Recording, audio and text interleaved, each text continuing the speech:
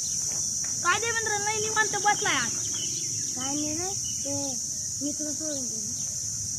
अरे ते कसं राहतं, ज्याला आपण जास्त जीव लावला तो आपल्यापासून दूर निघून जातो आणि ज्याला नाही लावला ना तो आपल्यापासूनच जवळच राहतो. ही कविता बी एक. ते दुःख दुःख अळवायला दुःख अळवायला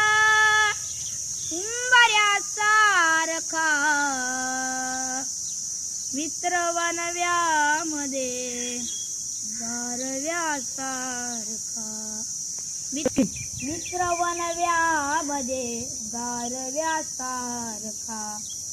वाट चुकणार नाही जीवनभर तुझी वाट चुकणार नाही जीवनभर तुझी वाट चुकणार नाही